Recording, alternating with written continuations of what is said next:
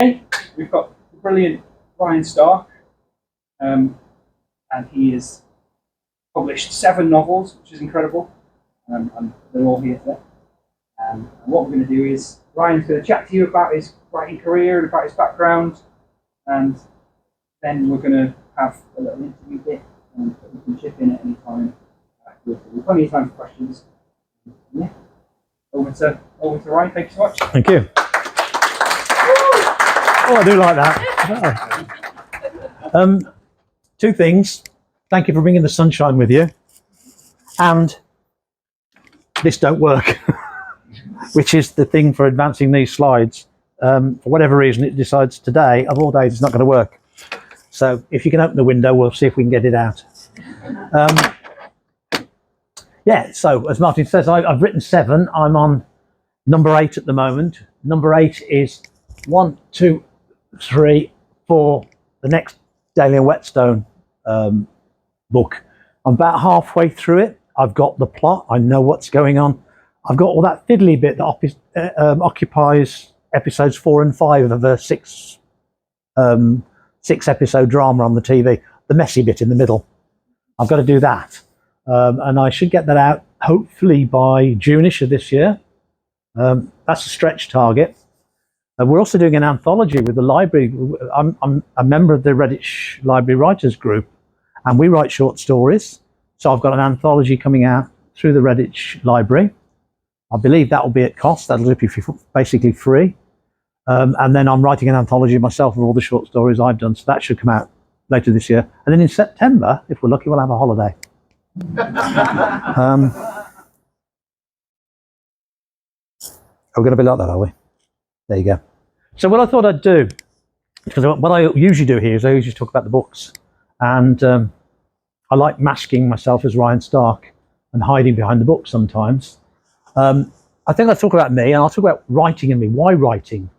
Why not pinball machines? Why not fixing cars? Why not yachting? Why writing? And then perhaps talk about how my writing has encroached upon the wider community of Redditch, and how the wider community of Redditch has encroached on me.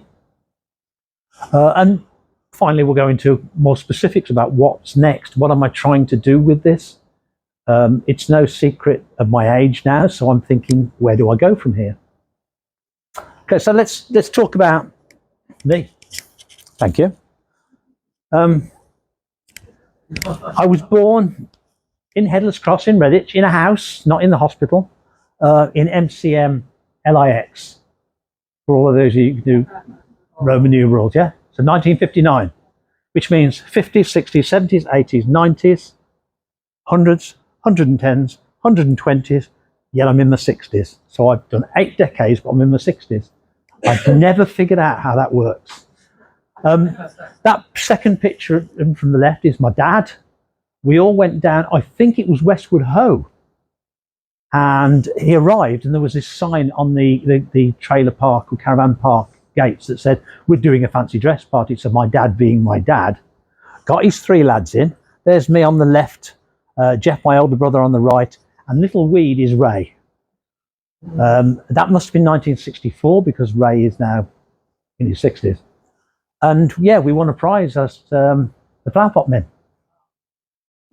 And I mentioned to some of you earlier that I used to play music, a lot of music. Mrs. Smith was just the sexiest music teacher at Moseley School. And that's why I got into music, and then she left and I just carried on. I became a bass player because Mick, the bass player with our band at school, decided he didn't want to play bass anymore. He wanted to play saxophone.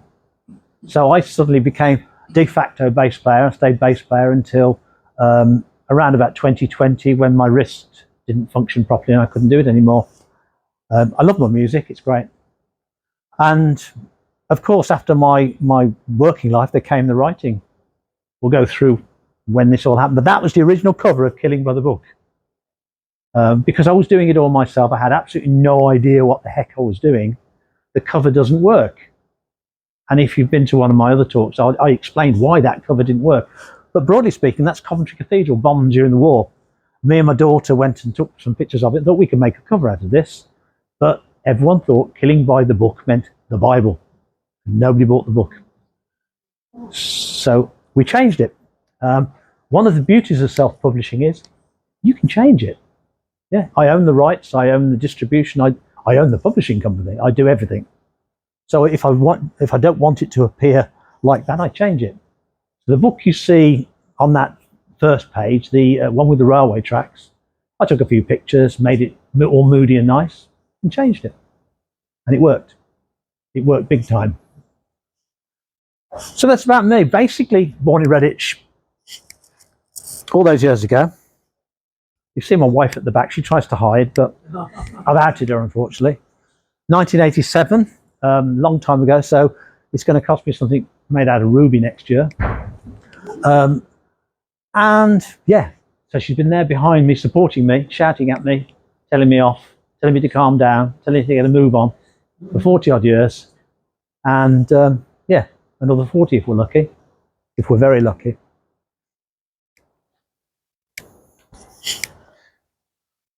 And I've got 2 children. Yeah. And I think that Chinese girl's picture tells you everything you need to know about my 2 children. Emma, the taller one, the blue, is very studious, very, very deep, and likes to think about things and likes to work. She's a data analyst now. Laura's the cheeky one. And I love them to bits. And again, that's part of what we do here is we write books and all you lovely people come and it's very starstruck and it's great, it's fantastic, but it's not really, it's all a mirror. My name is not Ryan Stark. My name is Austin Gower. My dad's name was Austin. I always got called Austin Minnie, Austin Morris, Steve Austin, Austin Powers. I turned up at Prudential Assurance for my job at Point North in Dudley. And I went up to the reception, I said, Austin Gower here to see blah, blah, blah. And she announced over the tannoy, Austin Powers is here. I turned around and walked out. Yeah. So when I started writing books, I thought Ryan Stark was a better name. Nice and short, easy to remember. And it hides the fact that I'm Austin Gower. Yeah, so they're all grown up now. Emma was in a performance last night at the Grieg Hall in Ulster. A musical performance, Name That Musical, we went along. She's been in Greece at the Palace Theatre, and she's, if you see the video for West Side Story down there, she's on that because she's rehearsing for that at the moment. When that comes out, support it. They are really, really good. And I'm not just saying that, they are good. There's my 3 kids. And my hair used to be that colour. My hair used to be ginger.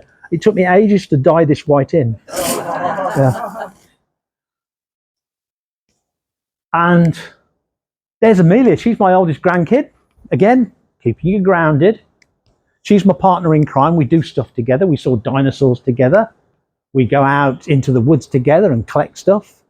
And we made pirate hats and pirate hooks downstairs in the library. And she was in the palace last weekend in Zeusical the Musical. All about the cat in the hat and things. So she's following her Auntie Emma's footsteps. And they're all Laura's kids, these. Emma hasn't got any kids. Far too busy.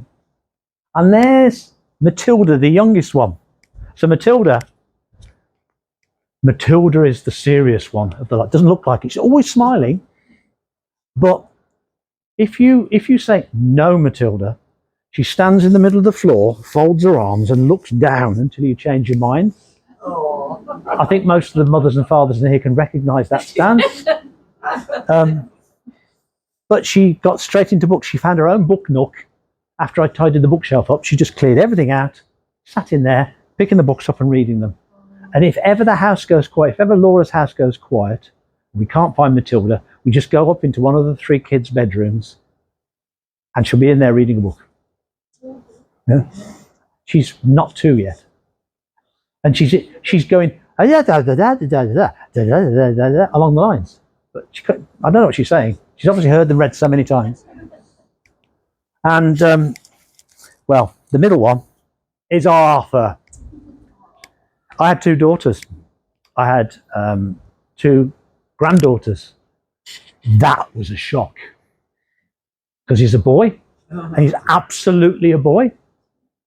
There's so much boy about him you wouldn't believe. especially wellies of different size on the wrong feet and they're different wellies.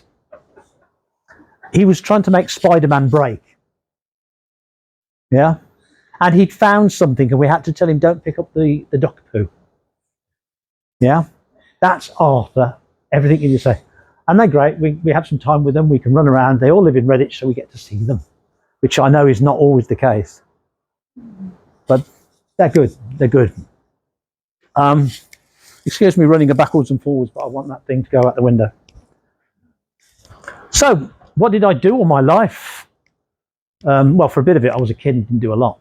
But I left school because I was fed up of being taught at grammar school I went to, and they just taught at you. They didn't teach you. I had a couple of years in industry doing stuff around Redditch, and then I decided I was going to go off and do a computer qualification. So computers are just like radios and TVs, and I could fix radios and TVs. So computers, yeah. I soon found out they weren't, but I got the qualification, and then I went into offices. Offices are dark places where everybody festers and everybody gets annoyed with each other because it's really a social group. It's not about the work you're doing. And I found the work particularly easy to do, but the people around me difficult to deal with. We all had double screens, huge screens, and we did process models and mapping and all this sort of stuff, you know. I can't remember a damn thing I did now. It was that pointless. That's a place called Focus over in Worcester, Warwick. That's eTech. The other two are eTech. They're based on the Blythe Valley Business Park. And I used to go, for this one, I used to go all the way around the world because of something you're going to see on the next slide. For the others, I was just sat in an office all day talking to people and convincing them that I was right about what I said because I checked. And they were convincing me they were right because they were the customer. And that's how it works in business. And I was really glad to give it up. See, that's, broadly speaking, my life for 40 odd years. I taught somebody something the other day that I learned only 20 odd years ago. When you get a post-it note, don't tear it from the bottom of the stack, tear it from the side. If you tear it from the bottom, it curls up and falls off. If you tear it from the side, it doesn't. Yeah. So boxes, start with the narrative flow, then do the activities. Oh, and there's my writing and drawing on the board, trying to convince somebody that's how you did it. I've got no idea what it means now. That, I think, is Orbit Housing Group. No, that's Enterprise Inns over at, in Shirley. We were designing a system to automate a lot of what they did. That one, I think, is Orbit. And I don't know what the top two are. They're probably something to do with eTech. But it was all the same stuff. You draw on one process flow, you draw on them all. And people thought I was so damn clever. No, I'm not. I'm just copying what I've done before. And it's all done on computers, so I was staring into a little 21-inch window all day. And it brought the box in, but it wasn't nice. So, broadly speaking, what I did, but things did come out of it. It wasn't the worst thing in the world. EDI. In 1988, 88, I worked for British Aerospace. I got a job as a business analyst in British Aerospace. We designed EDI along with the EDIFACT board. I'm going to explain that now. EDI is electronic data interchange. It's the system whereby one supplier talks to another, a customer talks to the supplier, somebody goes to the warehouse, they buy the goods, and it's all done automatically, electronically. And it was incredibly complicated, and I got a lot of airplane flights out of it. So I did do something because it's still being used today. That's how smart meters talk. I was also part of the smart meter trial that went about setting up how smart meters talk. I worked at GCHQ. I've signed the Official Secrets Act. That's all you're getting out of me. But it was a very important time in history, and it doesn't require any sort of explanation. And some of the things that I heard were frightening. And that's the Eurofighter, EFA, the Typhoon jet, Panavia, the project. Without me traveling around Europe and setting up the communication system, that would have taken twice as long, and it already took ages as it was. So I have some small part in the Panavia Eurofighter jet as well. So I did do some things I think are quite important. These things are used in combat, but they're also used in defence as well. GCHQ is used in sort of covert ops, obviously it would be, wouldn't it? But it's also used to keep us in rooms like this, protected like this, the way we live. And I strongly believe that although they do some things that are quite shady, we need those people behind us. Not the politicians, those people. So I'm quite pleased I did that. And that's where I am now. Take the picture of the middle slide if you want to. So I've got my computer. It's that laptop actually is sitting to the one side over this side. I've got my big screen, 15-year-old, 20-year-old screen, and I do my work there. And I am, as of 2022, I'm a fully paid up member of the Grumpy Old Man Society, which means I can go onto buses and shout at people if I want to. And nothing's ever right, is it? Yeah. Call centres are terrible places. But that's where I spend most of my time now, sitting, and that's the new book there, sitting there with my wireless mouse and my wireless keyboard and my big screen, writing into that. So that's how it's come. But how do we get there? That is a picture I took on the left of Rhodes, a place called Ixia, which is on the north east coast.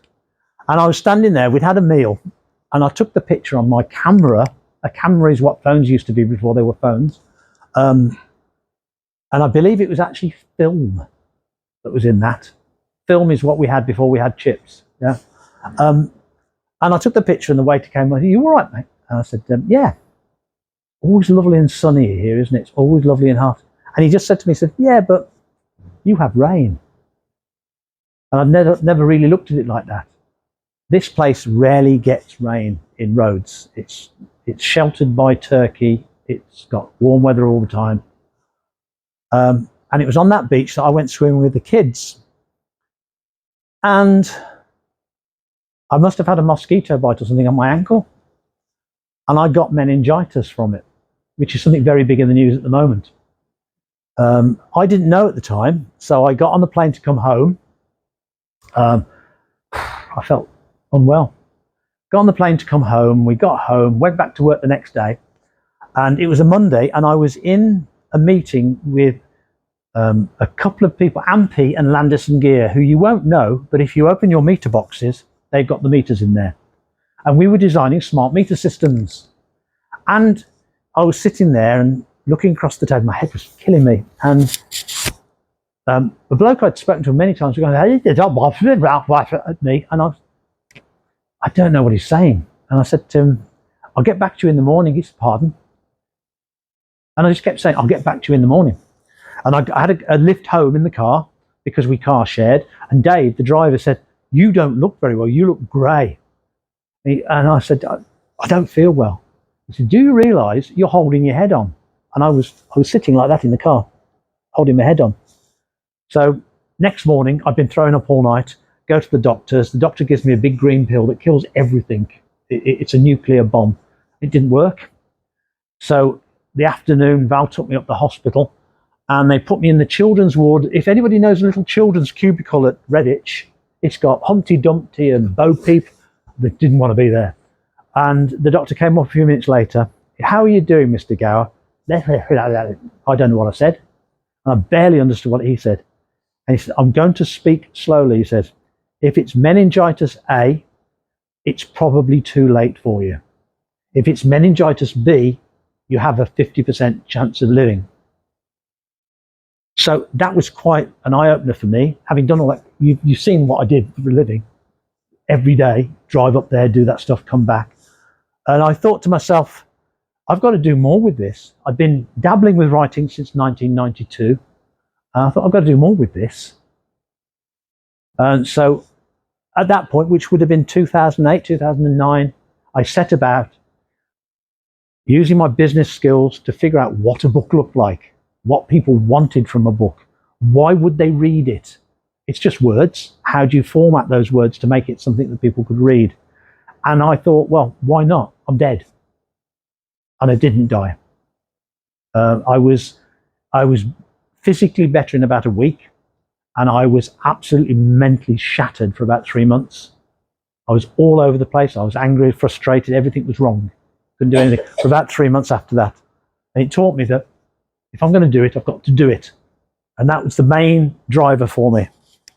So, as we've already seen, that's what I did. I came up with Killing by the Book. I had the idea. My daughter went to Coventry. We went to Coventry to photograph that, just up from the university where she stayed. And you see, we've got the book today. To date, it's sold hundreds of copies. Ebooks, it's sold thousands of copies. It's had over 1 million page reads on Amazon. So I think that was a good decision. It was a good decision for me. The other thing it taught me was that work and home are two entirely different things. If you've got kids, watch them grow. Don't stay at work all day. So we started writing, and I started writing the Daley and Whetstone stories because they were on TV. We're all familiar with detective dramas, so there's plenty of seed material to look at. Killing by the Book. Group of university students who went to Coventry. They all joined from around the country. They went to Coventry University, and something must have happened. But we don't know what it is yet. Funnily enough, later they're all living in the same part of northwest London. And a death happens. Daley and Whetstone go to investigate and find that that death is exactly the same, to the letter, as a death that happened 4 years previously. And then they start to join the dots into this group and exploring what it was that happened all those years ago that joined them together and is now splitting them apart. The farm. When you've done one, it's very difficult to do the second one. So I thought, what do I do that's different? We'd been to Cambridgeshire. What was the name of the place we went to? No, normally I can't remember. And it was a hall, and we stayed there in the hall because we wanted to go around Cambridge and Ely and so on. And so I suddenly thought that could be a totally different establishment if we try hard. I use that as the model for the farm. As anybody that's read The Farm knows, that's not actually the farm, but there you go. The cover picture on that is Hilltop Farm in Beerley, about 3 miles away from where I live. There is a very gruesome story about it, and it was abandoned for 20 years after whatever happened there. So I use that as the base. But broadly speaking, there we've got a young nurse who finds out something, starts blackmailing people, and disappears. And at the same time, we've got a Syrian refugee who's been put on a refugee trail to England.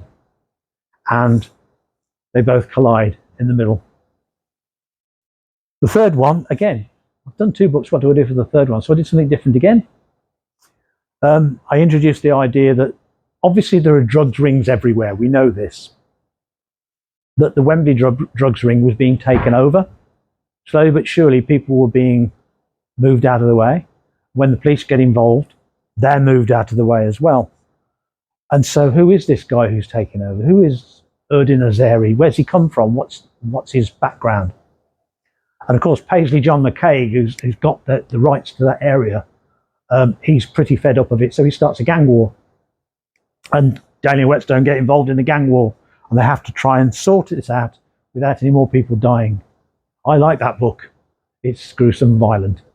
Yeah, and I'm not. So, and then the last one, Invisible Murder, which we're going to talk about a bit more later, is the the final book so far in the Daley and Whetstone quadrilogy. It's going to be a quintilogy soon because I have that one finished. And that is a guy's released from prison. And he's in prison for a crime he claims he had nothing to do with, but he doesn't know. All the way through his trial, all the way through his sentence, he said, I know nothing about this. Absolutely nothing. Well, there's evidence you were there. You've got to have done. I don't know anything about it. And when he's released from prison, people think, well, what happens if he starts remembering what he knows? So they have to start clearing up after him. And that's where the story starts. And it finishes with a twist that you won't ever guess from going through it. Because that twist was part of the very original thing that everybody's forgotten. And that's why it's an invisible murder. So there's the 4. Yeah. Detectives, I don't go heavy on police procedural. I don't think you care about the Miranda rights. I don't think you care how the tape machine works. I don't think you care about the booking in procedure. Just get them booked in, please. That's all I do. Because I know this stuff, but I don't really want to bore you with it. It's better to have a story. Psychological, yeah. People have to think about these things. People don't always get stuff right. They see it from their point of view, from their upbringing. So we bring a bit of psychology into it. Northwest London, because I can go down there, I can drive the streets, I can walk the streets, I know what it looks like, I know what it smells like. But this team of detectives are real people. They've all got backgrounds. If you've read The Farm, you found the background of one of the sergeant. It's difficult for them to rationalise the crimes they're seeing with their own background. I like these books. They get me thinking. But I got to Unnatural Selection. I thought, let's have a change, shall we? So I started writing the proof ofs. And I'd read, I'm not going to diss him because he's a great writer. I've read a few of Lee Child's. I always thought, the thing about Reacher is he's a stone cold killer. He goes out, he does it. Aidan Beckett doesn't do that. Aidan Beckett has suffered at the hands of a sniper. He's got a bad shoulder now because of it. All his US Marine training would go to waste if he didn't use it somewhere else, and somebody took him on. But he's always got a principle behind everything he does. And sometimes it stops him doing what he's being told to do, and he has to think again. Who am I working for? Which side am I on? The 3 books, there's a 4th book coming out, probably next year now, called Proof of whatever I call it. And the idea here is Proof of Life is Max Anderson went missing in the 1990s, early 1990s, and nobody's heard from him since. No spoiler here. His boat went down in the Mediterranean.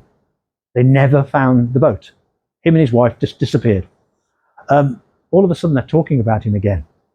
And why would they be talking about somebody who died all that time ago? And so Proof of Life is about Aidan Beckett being tasked with finding the truth about Max Anderson. And that's where we start to get Amber Rock. Amber Rock is an organisation which is protecting a big secret, and that's why Max Anderson had to die. So Proof of Life is in finding out whether it's true.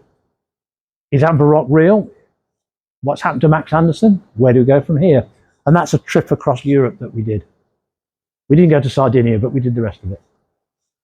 Proof of Death is where he finds out why Amber Rock exists. What's that secret that they're protecting? And that's in Australia. Interesting point. Excuse me, I've had this cough thing that we've all had. Interesting point about that is I went to Kakubri to the book festival, and I talked about that and about Aboriginal law and how that affected the way the people thought of what was going on. And a woman came up to me and said, how do you know all this Aboriginal stuff? I worked on the Torres Strait in the embassy for 11 years. You know more than I do. Well, I'll give you a secret. They're all out there. All the books are out there if you want to read them. Some of them you have to translate. That's what libraries are for. I just did my research. So I found out about Bila, the sun god, and the Akura, the snakes, who are the water snakes. And they kill people by punishing them by taking all the water away from the land. And you never wake up the Akura snakes. So Proof of Death is about where he finds out what Amber Rock's all about. And then Proof of Betrayal, haven't been there yet, thinking about it, South America, Brazil. So having found out about Amber Rock and Amber Rock finding out that he's on their trail, Proof of Betrayal is when they come after him. And what does he do to stop them? And then the next one, well, we'll see what happens in that one, won't we? But that was a complete change. On the one hand, we've got these nice, cozy little detective things. On the other hand, we've got these international crime thriller adventures. But action adventure, yeah. Conspiracy, yeah. Setting locations across the world because I can. Strong female protagonists. This is something that is I think lacking in a lot of work. They either make the female protagonist too strong or not strong enough. So I've tried to put someone in the middle who is an equal, rather than below or above. And of course, we show Beckett's vulnerability. Oh my God, I've got a gun. I'm pointing it directly at the guy I've been told to kill him. Should I kill him? Really? Do I have to do this? Is there a better way I can get out of this? Lots of things he has to think about along the trail. I like those books.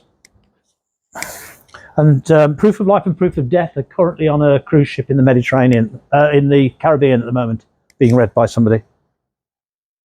So Invisible Murder. I just pulled this off the back of the book, I think. Shortened it a little bit. Bayhurst Grange is an old mansion house that was turned into an orphanage. Kids were there, and something happened, and it knows the secrets. It's now lying dilapidated and burnt out. And then Raymond Asher comes out of prison. What does he know? More to the point, what does Jacob Foster know that he knows? Yeah, it's great if your secret remains hidden. What happens if somebody then brings it up to the surface? And of course, then Daley and Whetstone have to solve that problem. They have to find out what the secret is that nobody's telling them. And it takes a long time for them to start taking the layers off the onion to find out what's going on there. But something happened, and the invisible murder. What the hell went on? Took me ages to figure that one out. I was halfway through the book before I figured out exactly how it was going to end. And that's the best book I've ever written, apart from the next one. So, there they are. That's the shelf behind me when I write. So I can turn around and look at them and kid myself it's important. What I do in the wider community is, it's a very boring life if you're stuck in a 6x6 box room typing into a computer. And I found that out when I was sitting in offices typing in a computer. It's a very boring life. So we get out and we do stuff. We set our stand up at book fairs. We do all 3 events like this. And you know what? Thanks for coming. Look at you all. When you do this stuff in a box room, all on your own, you don't expect, 20 plus people to come and sit in a room and listen to you speak. Because you're not important, are you? But I am important. It's good. You're important. Yeah, so we set the stand up. We sell books. I sold, I think it's 15 to 20 odd books in the last month through these all 3 events, personally myself. And I get to meet people, get to talk to them, which is all very good. I like talking to people. The thing behind my mask doesn't like talking to people, but I like talking to people. And I met some people too.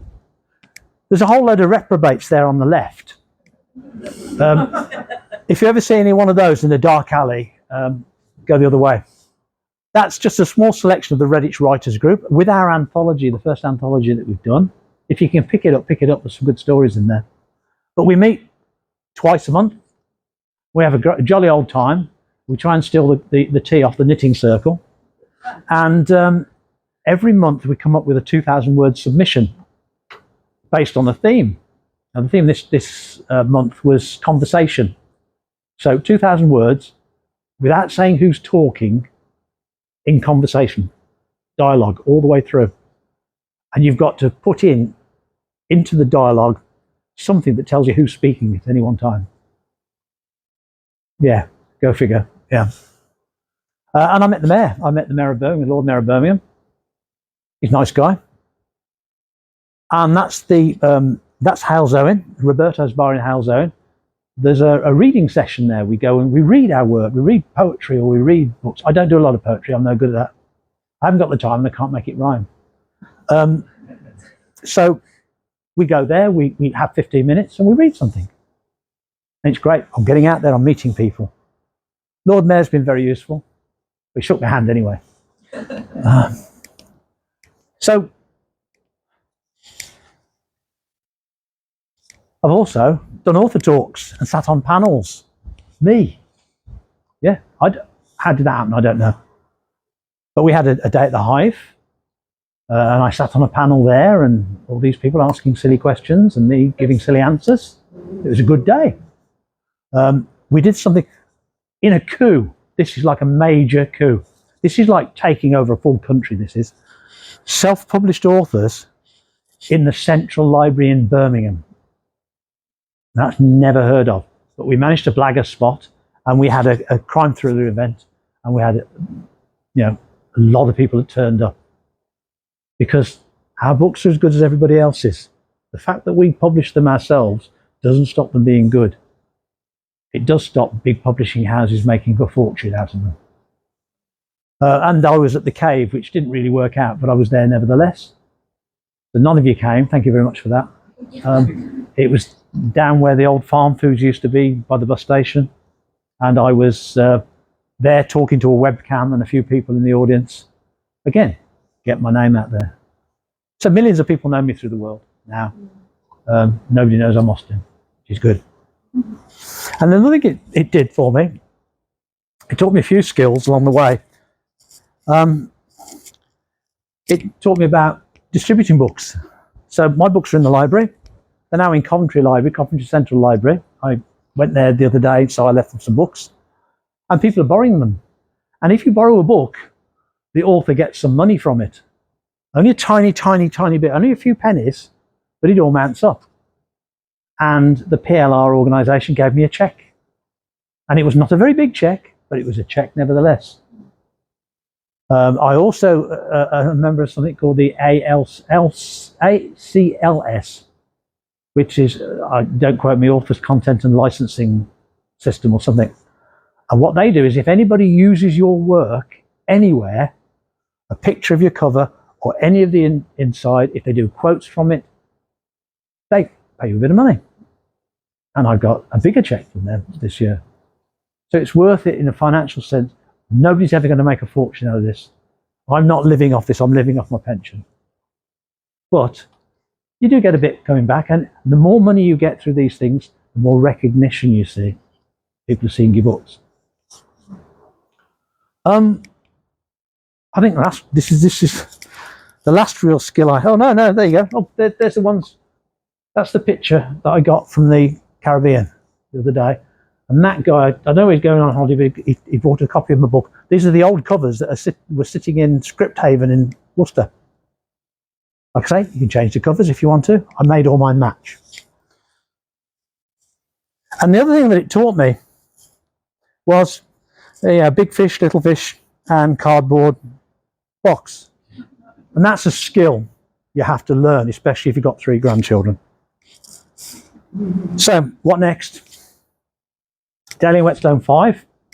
I had an idea the other day. It might be called the Purge Files because of what's in it. But it might be called the Cleansing Files, the Cleansing List, or something like that, which gives you an idea what it's about. I've got another proof of coming up. That's going to be proof of termination, proof of ending, proof of something like that. But that's a year off, so I haven't thought about that yet.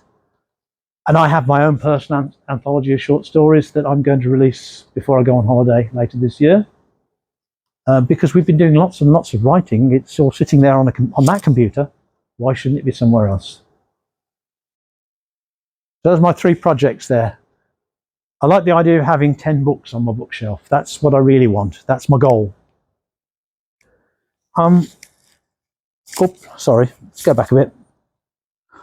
Those are my details. I'll put those up at the end before you all leave if you want to see them. But that's it from me. That's where we came from, what we did to get there, and where we are now. We're in this room now with all you lovely people. Thank you very much. And all that time I took to produce those cue cards, I didn't use them once. Oh, done.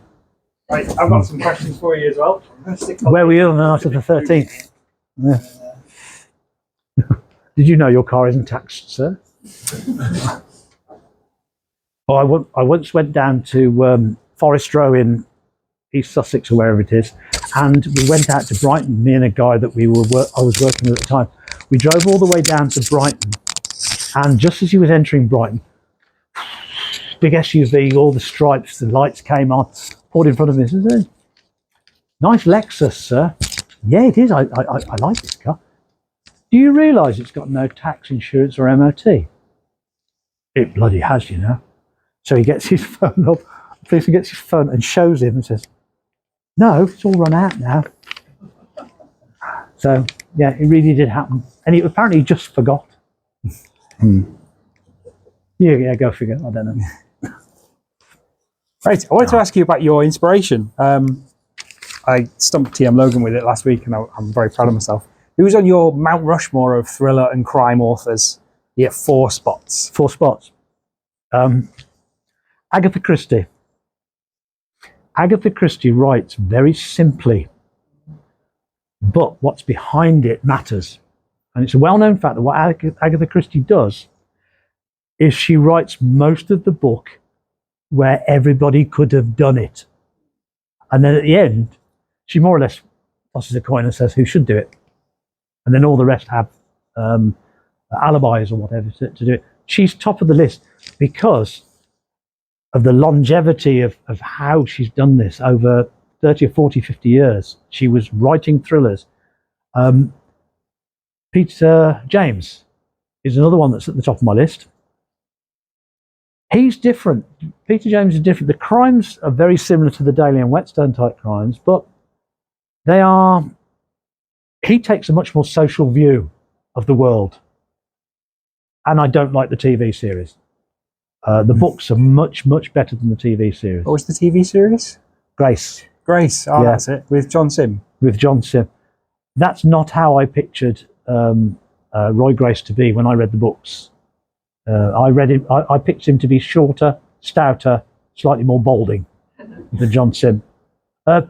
If you remember Taggart, the guy who took over from Taggart, the little Scottish guy, that was the image I had of Roy Grace in my head.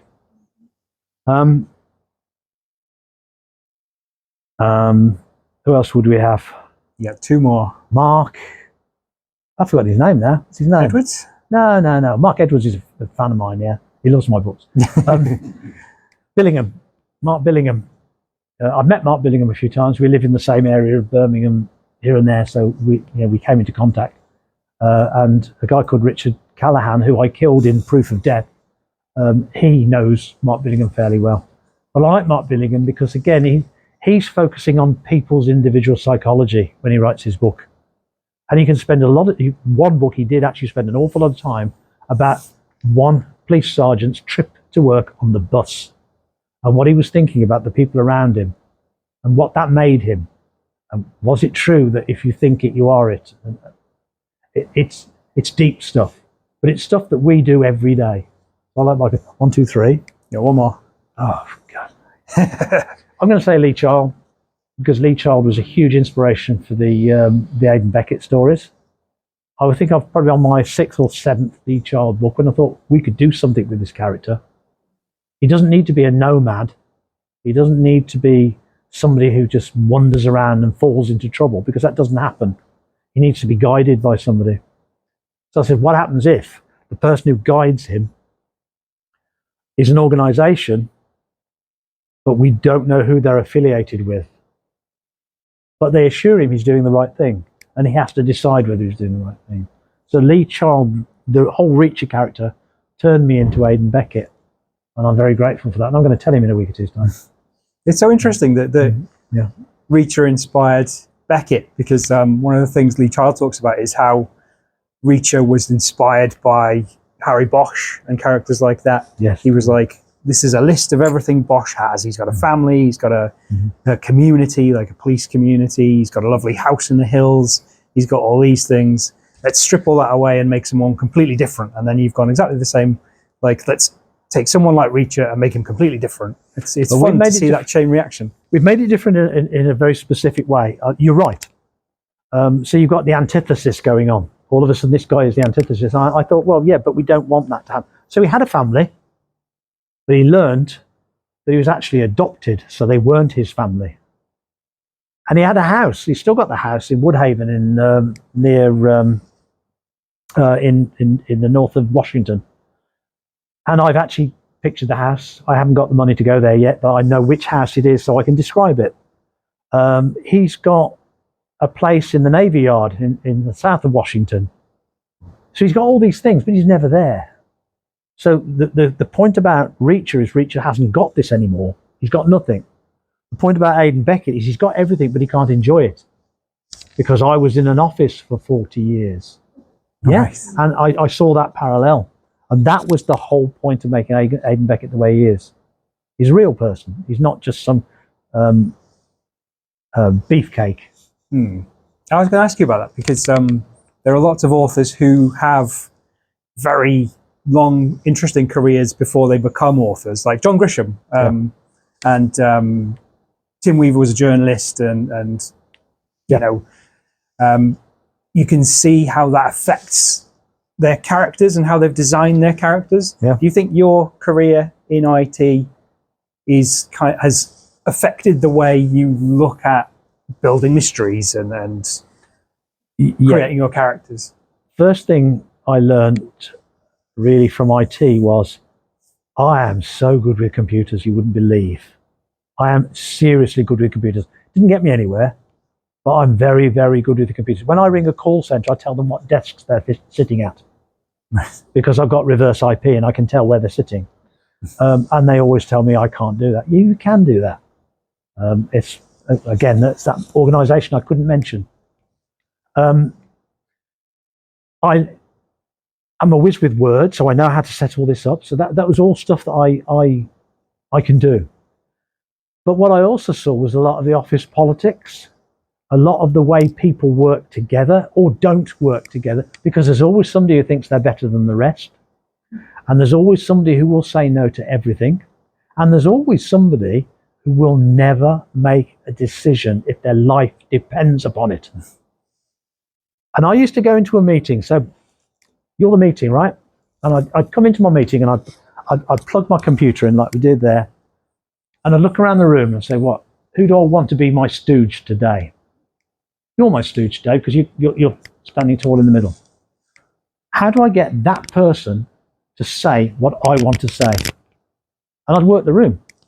And I'd plant things in heads until it came to a conclusion that you couldn't deny that you would then tell me back what I was just about to tell you. Because they wouldn't listen to me, but they would listen to you. So my meeting was all about convincing other people to say what I wanted them to say. Yeah, and a lot of that's in my book. So there's a lot of smoke and mirrors, a lot of lies, a lot of untruth.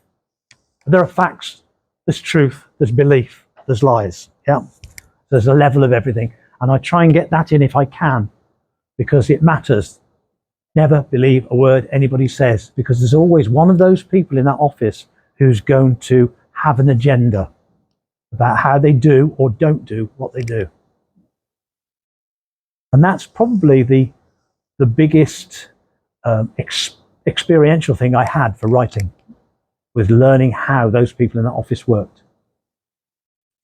In terms of like the nuts and bolts of words on the page, were there any authors who you studied to kind of get a feel for things like basic stuff, like how much description to put in, how to do dialogue, that kind of thing? Did you get some books and pull them apart and study them before you started writing your first novel, or was it something that you just kind of absorbed? I wore Billingham's phone battery down a few times talking to him, because I like the way he writes his books. In terms of the physical nuts and bolts of what that looks like, the physical stuff of what that looks like, when Laura went away to university, I went into her room, pulled all the books off a bookshelf and started measuring things to see what it should look like. How many pages does the average book have in it? What does the cover look like? What turns people on? What do the different genres look like? In terms of writers, all modern writers use descriptions which are spread through the book. So they don't say, she walked into the room, she was wearing a red dress, she had her nice shoes on, that made her feel happy today, because she just left her partner and it was terrible, but work was going to get her through that. They would describe it in a different way, or they would gradually fit it in as it went. So I learned that, and I learned that from so many books. I'm trying to think of them now, they're all sat on the bookshelf. I read a lot of Dan Brown. Dan Brown, he teaches you different things. I've read the last Dan Brown book over Christmas, and I'm scared stiff, to be fair. There are things going on in there that make you really think, because he works on a high intellectual scientific plane, and then he has a crime going on as well. So I learned a bit of that as well, where you can hide things in plain sight. So it's a mixture of all these different things that I've read. I've got a Kindle full of them, and I've read a book by somebody who's not too far away from here about werewolves and everything. About yeah, and it's not about werewolves. It's more about the main character's reaction to everything that's going on, and her fears, and how that's going to change her life from now onwards. And it's a good book. It's well worth reading. Oh, thank you. There you go. Plug.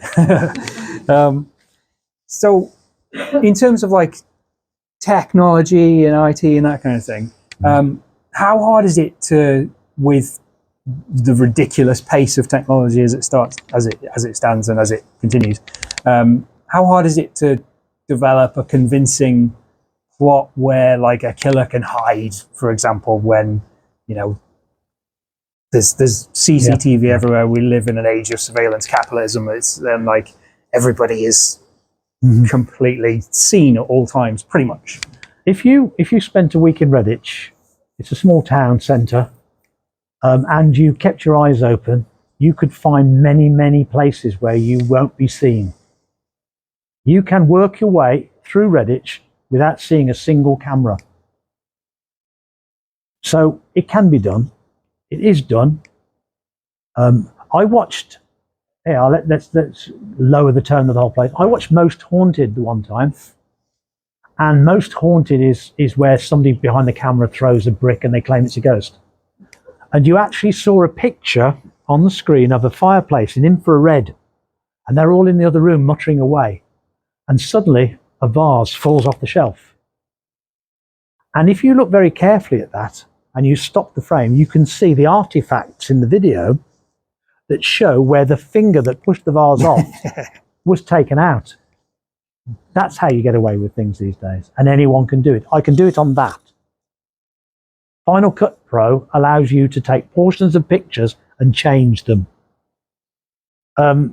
Words can be changed anytime. Photographs, the camera always lies now.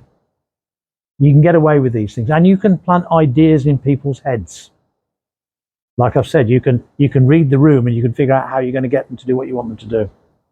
I can tell you Most Haunted's rubbish because they came to my hometown where you've worked in Denby. Included, I've just remembered there's another author coming, Simon McLeave, who's written a book set in Denby in June. But anyway, they made up some nonsense about witches and how Denby is famous for burning witches. It's like, all right, cheers. Denby has a very famous, it's derelict now, asylum. And a long time ago when I was ickle, I worked in Apple Computers halfway up Vale Street in Denby, and I used to fix computers, and they ran a competition and somebody won it, and that meant they got 5 or 6 hours of my time to teach them how to use a computer. So I went round to this woman's house, and she was about 35, and she was very damaged from what had gone on in her life. And she told me the real story of Denby, and it's not what the public knows. It's not as bad as you think. Certain things had to happen there because that's the way it was in those days to keep people safe. But lots of people died there because people die everywhere, and that's what happened. It's very, very sad, and you'll have to look it up. But no, technically, I use Macs. I used to use, on those pictures on the screen, we're all using Windows computers.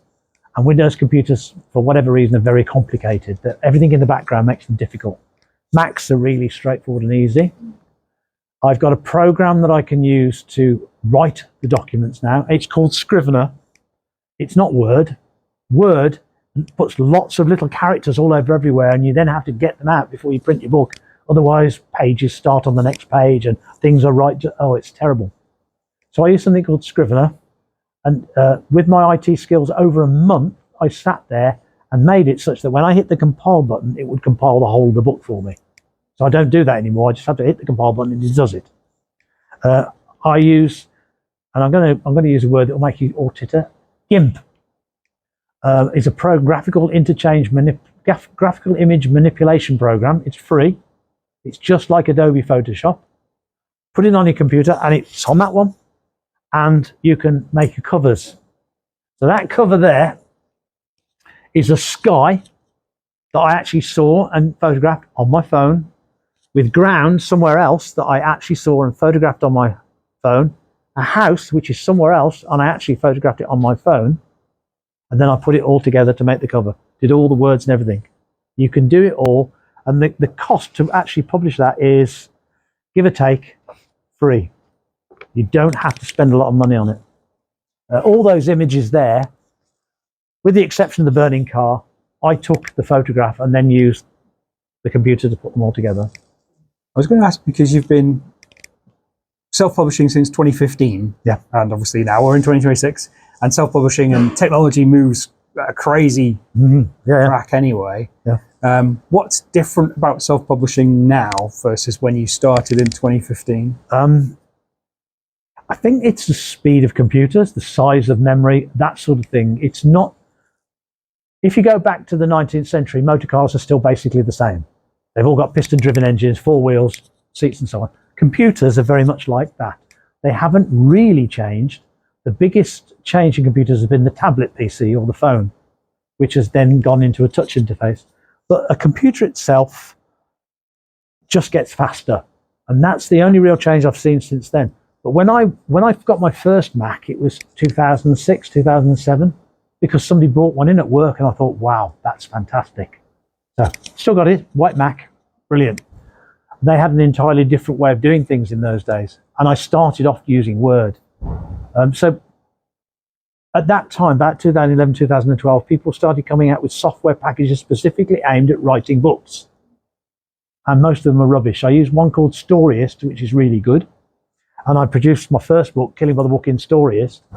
And then I discovered Scrivener. And Scrivener is Storyist on steroids. It's got so many more features, but you don't have to use them all. And it only cost me $69, which is not a lot of money for a software package that I've now been using for another 10 years or so. I think if I were to say something, anybody who wants to do writing, firstly, don't use pen and paper to write your draft, because you'll still have to type it up again later. Go straight into the computer. I've got notebooks. I've actually got an electronic notebook as well, but I still use paper notebooks. But write it in a system that's going to allow you to do a final copy of it at the end of the day. Don't write it such you have to translate it like I did in the early days. Computers haven't really changed at all. What's your editing process like once you've... How long does it take you to get out first draft? Just to get into the nerdy technical... One of the ways I've always worked is, if somebody says, I've got a project, can you do these widgets and get them done for me in a month's time? My usual process is to sit there for 3/4 of the month and think about it, write a few notes, work out how I'm going to do it, and they'll all come up to me and say, have you got the first draft yet? No, I haven't done it yet. Oh, for God's sake, I've got a board meeting, I've got to get these things out. No, I haven't done it yet. And then a week before the deadline, have you done it yet? No, I haven't done it yet. Oh my God, look, what am I going to say to Fred when he wants this report? And then in the last 2 days, having thought about it all, I blast out the report. That's how I do my writing. So I know what I've got to do. I've got my outline. My outline's about 6,000 words per book. And then I fill the outline in periods where I sit and think about it for 3 or 4 days, and then use the last day of the week to get it done. And I do that over a period of probably 6 or 8 months.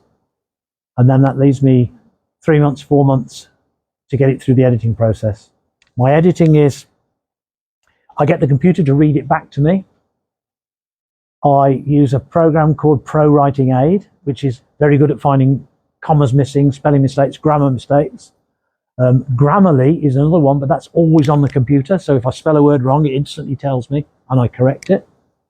And I will go through it 2 or 3 times, reading it, getting the computer to read it back to me. Because if you've got a word wrong and the computer reads it back, it will sound wrong, and you can instantly spot it. When I've done that, it gets farmed out to 3 or 4 other people who will go through it, and they will say, no, that can't really work like that. We want to work this a different way. So they're my beta readers, and they help me edit it.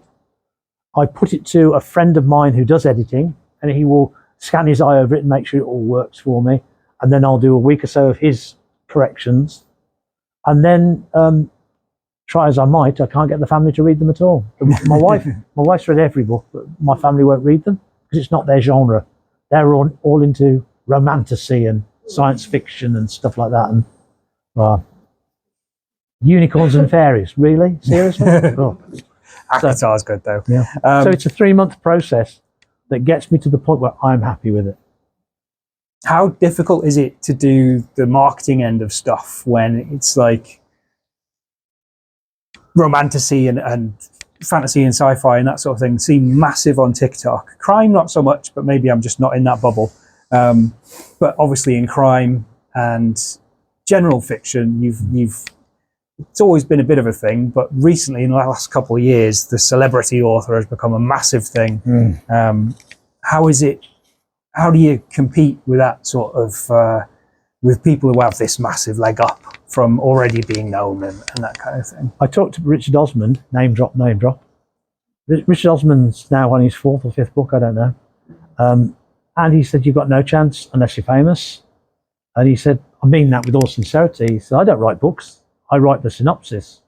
So I'll do less than 20,000 words. I'll sit down for a week or 2 and I'll write that. He said that? Yeah. Really? And then I give it to the 50 people and they produce the book for me. Like they do with Reverend Richard Cole, Katie Price. This I one could have told you team Jordan's not writing her books. This one team of 50 people, they write all those books for them. They just know the style of these people. Because you're famous, you can do that. You've got lots and lots of friends. And he's a well-known producer. He wrote TV series. He wrote game shows. That's okay. It's okay. But Lee Charles doesn't write as much as you would think he writes now. He will do a fair amount of it because he wants the investment in that book. Somebody else will do all the tidying up for him. And that's okay. That's what you get famous for. Yeah, it's not a cheat because he still has the model and he still writes in his style and somebody has to copy that style. But so many books are ghost written these days. You know, the non-fiction autobiographies are ghost written these days. I can guarantee every single word in that book was written by me, with the exception, you can't see it, of the QR code on the back, the ISBN. Somebody else did that for me. Amazon did it. Every other word in that book I did myself. All the pictures I did myself. That's why it takes me a year to do it. One of the things I was going to ask is self-publishing is obviously very creatively freeing. You can put whatever you want in there. Yeah. Amazon's got some rules about things with animals, but you can put whatever you want in there.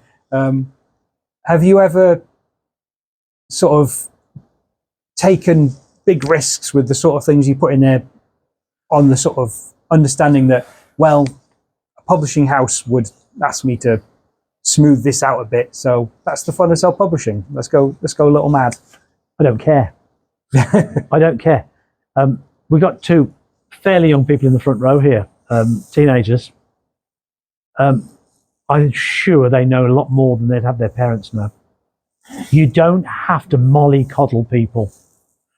You will make your own mind up whether this is real or not. When I start talking about people being murdered in fairly gruesome ways, and DW5's got some really gruesome murders, you'll skip through the bits you don't like just to get the story. I am not going to police the way you read. Amazon haven't policed me yet, so I haven't got that far. But no, you make your mind up whether you like my books, not me. I just write my stories. Simple as that. Brilliant. Yep. And they're awesome. I've read them and genuinely really well done on them. They're so impressive, and it's so impressive how many you've put out and that you've done everything yourself. Love the indie spirit of it. And I think the world's a much more interesting place because of indie writers like yourself. I hope so. And I've met a lot of them. There's several of them in this room at the moment. The point about this is you can sit down all day watching Question of Sport or Countdown, or you can get on and do something. And when I lay in that hospital, and the guy showed me the meningitis in the little tube, and he said, "You're still not out of the woods yet." I said, "Can I have ice cream?" He said, "No, not for another day yet." And I was desperate for ice. I love ice cream because of that moment. But if you sit there and let those moments pass, they'll never come back. There is only one life. My dad died at 79. He never saw me write. And I regret that. It's a terrible thing because I was already writing before he died. So if you're going to do it, do it. Don't half do it, do it. And there are lots of people that can help you. I've had lots of help in this. Take it. Yeah. It's no shame to ask for help. But no, this is, when I go back, DW5, as I'm writing that now, I'm having to remind myself of some of the character moments in the other 4 books. When I go back and read it, I think, did I really write this? I did. You'd be amazed what you can do if you put your mind to it. If anybody's interested in self-publishing, Austin gave a talk here about self-publishing, which we filmed and is on YouTube. So if you search Ryan Stark YouTube, Ryan Stark Redditch Library, there's a masterclass in self-publishing there, which is dead handy. But thank you so much. Does anybody have any questions at all? Yes. Yeah, first of all, thank you very much for a very interesting and inspiring talk. My pleasure. I'm very sorry to say I haven't read any of your books. Well, the opportunity's there, isn't it? Even starting book number 3, if I want, without going to 1 and 2, and would it make any difference? You've got all the books I've currently written there on the screen. Daley and Whetstone, Daley and Whetstone, Daley and Whetstone, Daley and Whetstone. If you started at number 3 and went back to number 1, you'd have some of the characters' life out of order, things that have happened to them, but they're all individual stories. So if you ignore that little bit about some of the things that might have happened to the characters and just read it for the crime that happened, you could do that. Life, death, betrayal, no. Read them in order because they're part of us. Any of those. You've got to start with life, work your way through death, and get to betrayal. But the Killing by the Book, The Farm, Unnatural Selection, and Invisible Murder have been written such that whilst there might be some things that have happened to the characters, you can read them any way you like. Another quick thing. Have you ever thought about publishing for other people, some other struggling author? Oh, yes. Yes. So you do publish for other people? I haven't, no, but I've thought about it. Yes. Because it's very difficult to be able to fund yourself if you're not in your position. Well, the reason I'm in my position is because I have self-funded myself. It's expensive. And the expensive, we touched on it, but I didn't answer the question because I skirted around it. The question is marketing. There's only one reason you lot are here today. And that is either you've seen my book on, 2 reasons. Either you've seen my book on the internet somewhere or you've seen the poster that Martin did. You didn't just stumble across Ryan Stark.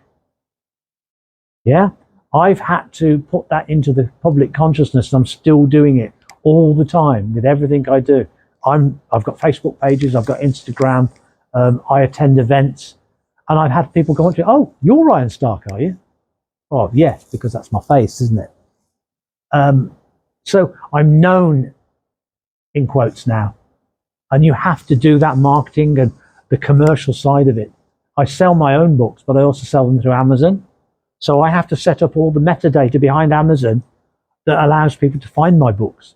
It's not an accident that when you search for Killing by the Book, you get 3 different books. And mine's only one of them, because other people are using those key terms in the background to direct you to their books. And it used to be the Wild West. You could put in fondue set in the search bar in Amazon, it would bring one of my books up. But they've stopped that now.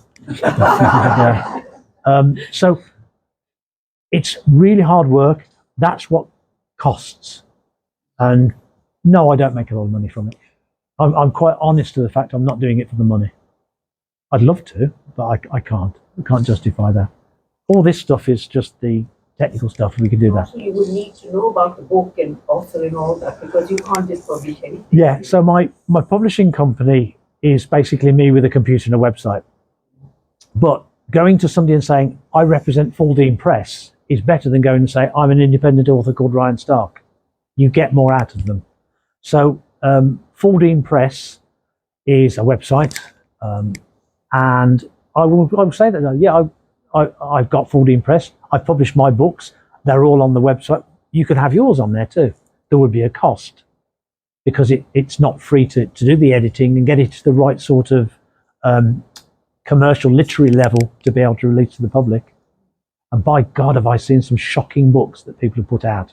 That's one of the things I think is really impressive about your writing career is there's all sorts of self-published stuff out there, and I love them all, even the weird ones. But you're very good at completely making them look as if they have come from Penguin or whoever. And that's the way, isn't it? I don't think people care anymore where they come from, as long as they look professional and look interesting. If you don't do the job properly, you won't get a good job. Yeah? Prepare to fail. If you fail to prepare, you've got to do it right. You've got to plan. You've got to do stuff. Laura went across to university. When was that? 1995. So she'd have been 2005, 2015. About 2 years as I was writing the first book. She went across to university. I went into a room and I pulled all the books off the bookshelf and said, what does a book look like? And then I went into various chat rooms and forums and I said, what does a book sound like? That isn't just a pile of words thrown together. The outline fits a very specific pattern that is going to trigger something in your head. Next time you go home and you watch a mini-series on the TV, I want you to identify the dark night of the soul. It's closely followed by All is Lost. That is when everything they've been working towards suddenly goes wrong. And they're wandering the streets at night, or they're lying down thinking, how am I going to get out of this? How am I going to make this better? All is lost. Dark night of the soul. This is all about me, isn't it? What have I done wrong here? Why have I put myself in this position? Because after that, you'll get gathering the team, which is where the new guy comes up and says, I can help you with this. We can make this happen. I've got new evidence. Because there's a specific pattern that these books are written in. And that's my starting point for my outline, is that pattern. And then I fill that in with my story to make it work. It's not cheating. It's psychology. It's looking at your minds, how you read, and trying to make a book that you'll enjoy. It's interesting when you read on Kindle and you've got the percentages. Because if you're reading a romance and you get towards that 80%, you're like, oh, they're about to break up. Yep. Every time. Yep. So I use several outlines. One of them is called Save the Cat. And I don't care why it's called Save the Cat, but it's just that pattern. And films like the Taken movies, they were written by a group of people around a table with that pattern. Now, what can we use to fill in here? How can we make it happen so it's all good, bad, indifferent? So I use that pattern, and it has a number of pages or a percentage with it. So I'm working at 80 or 90,000 pages, I don't know what. So I aim for 100, that's 100%. If 20% in, I haven't done the inciting incident, I'm doing it wrong. The inciting incident is where the guy's on his porch, he sees the plane and the plane crashes. The inciting incident is Granny was on the plane. Yeah, so I've got to get that in the first 20%. And that's where a lot of the work comes with the editing and the writing of the story. It's not getting the story. Anyone can have a story. It's making it such that it doesn't drag you on too long just before you go to bed. But you get to a cliffhanger at the end of a chapter that makes you carry on reading. Yeah. It's not a pattern that they invented to be like, right, let's have a cookie cutter pattern that we can just use easily. No. They got it from looking at movies completely varied movies like The Godfather, Jaws, Alien, Gone with the Wind, all the movies that were massive hits and just went, right, what have they got in common? And that's where that came from. I've got there's a guy on YouTube who I can't even remember his name, but I happened upon him because I put things like author and writer in my search criteria. But he's got the 7 things you should always have in your book. He's got the 1 thing that will turn a reader off straight away, and all sorts of things like this. And when you start putting them together, they make sense. Is it killing a dog? Everybody always complains about that. Never kill a dog. I'm ever so sorry I kill a dog. I don't kill it, somebody else does. And that's what should make you angry, not that it was me. But so he's saying that in the first line of a book, you should aim to have a paradox. Normal life, which isn't normal. Criminals are really good at hiding these days. but they all get caught, don't they? That sort of paradox going on. So it goes through little steps like that you can put in. And when you have your cliffhangers, how long your first paragraph should be, all sorts of stuff like that. And when you start doing that, that's business analyst. That's what I used to do all my life. So I'm very happy with that. So my books are written to a story that I invent, to a formula which you will read. Does anybody else have any questions at all? Any easier No. coming up with the ideas? I've got my phone's over there. My phone's full of ideas. As they come up, I write them in there. Midnight John, I've been writing for about 5 years, and it's still only a paragraph or so because I just get on to the next one. I can't think of how the book's going to go, but that's pretty nasty. And that might be the next DW6 that comes along. But it doesn't get any easier. Any open tabs like that? Yeah. Have you got? Anybody who knows me knows I'm very tidy. I don't do open tabs. I have the one tab that I'm working on. I rephrase that. So, Midnight John? Midnight John, yeah. Midnight John. So you've got Midnight John as an idea, for, waiting. There's about six. About six. I can't think any further than that at this stage. I want to get to 10 books. I've got 1, 2, 3, 4, 5, 6, 7 at the moment, 8 that I'm writing. So I want at least 2 more before I feel I've done what I was supposed to do. And then I'll carry on from there. Just as one last plug for the writing group, what do you get out of the writing group? Free tea from the knitting group. Apart from that, the manager watches this, she'll come if we're really lucky and we talk to him nicely, free biscuits.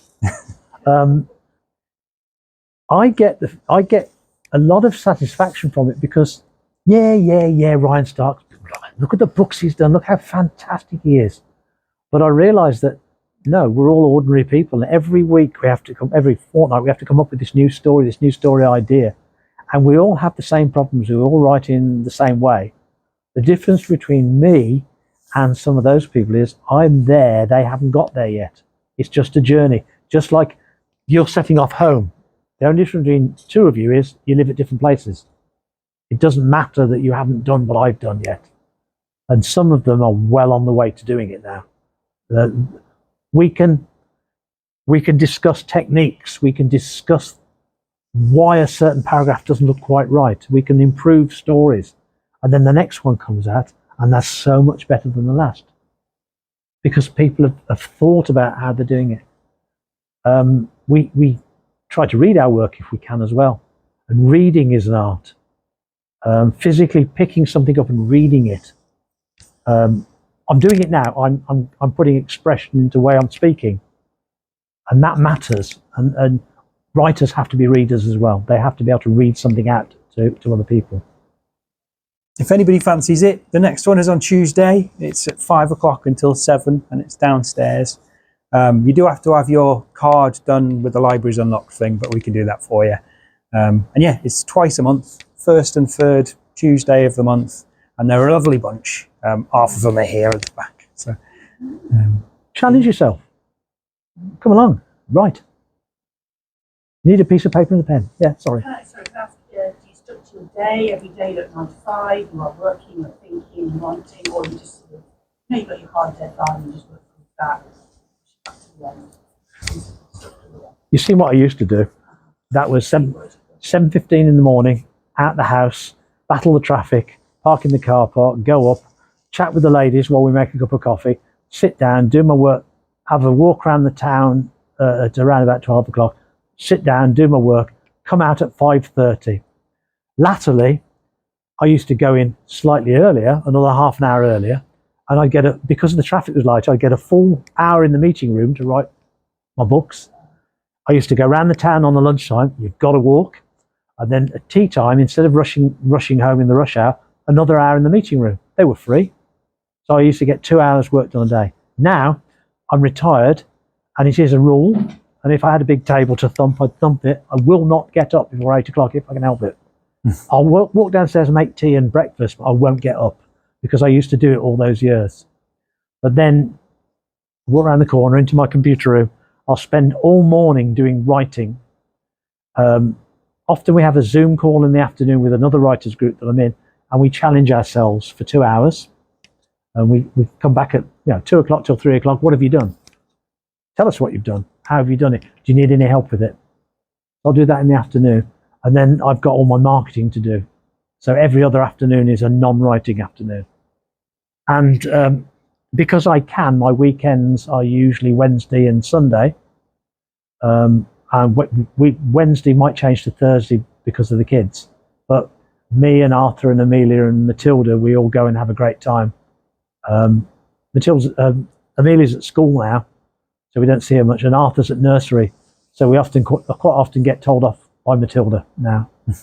But it's important to me that I spend that time, having spent all that time in the office, that I spend the time with my kids. And then at 6 o'clock, when my mate, good buddy Richard Osman comes on, I watch House of Games and fall asleep. Yeah. Brilliant. Well, thank you very much. That was brilliant. Ryan/Austin has books for sales at the front here. Yeah. Thank you all very much for coming. And if you do fancy it, next one, Manic Street Preachers, greatest band of all time. I'll be there. But thank you very much. That was brilliant. Good luck.